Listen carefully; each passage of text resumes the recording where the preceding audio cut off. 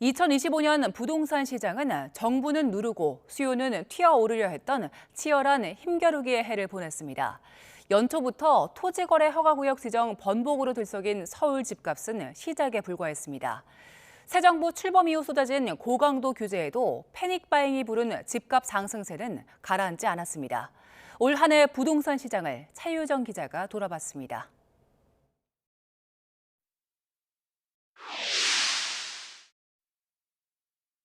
시작은 지난 2월 서울 일부 지역의 토지거래 허가구역 해제였습니다.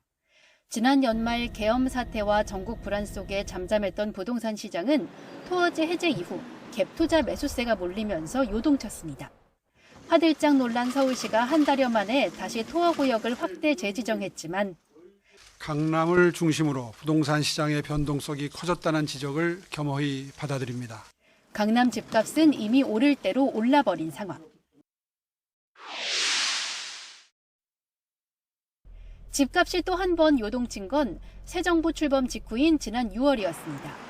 공급 부족과 금리 인하 기대감으로 불안감이 커진 가운데 과거 문재인 정부 때 집값 급등을 경험했던 수요자들의 패닉 바잉이 이어졌기 때문입니다. 6월 서울 아파트값 상승률은 1.4%로 지난 2018년 9월 이후 가장 많이 올랐고 열기는 강남을 넘어 한강벨트 지역까지 번졌습니다.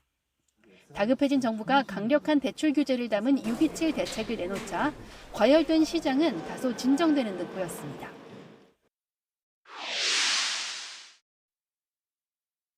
수요 억제책 약발은 두세 달이었습니다. 정부가 9월 첫 공급 대책을 내놨지만 시장 반응은 뜨뜻미지근. 이런 가운데 정부가 추가 대책을 낼 거란 전망이 나오자 이른바 막차 수요가 폭발하며 서울 아파트값은 2주 누적 상승률 0.54%라는 기록적 수치를 찍기도 했습니다. 현재 주택시장은 한강 인접 지역의 시장 불안이 주변으로 확산되고 있으며 주택시장 과열 우려가 있는 지역을 대상으로 조정 대상 지역과 투기 과열 지구를 추가 지정하겠습니다.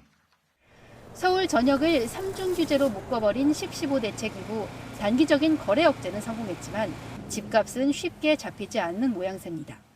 강남 일부 집값은 여전히 신고가 릴레이 중이고 매물 감소로 임대차 시장 불안이 커지면서 양극화가 역대 최고로 벌어진 상황.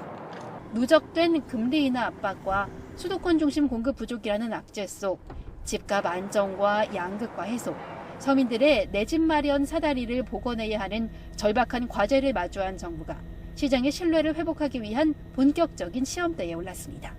YTN 차유정입니다.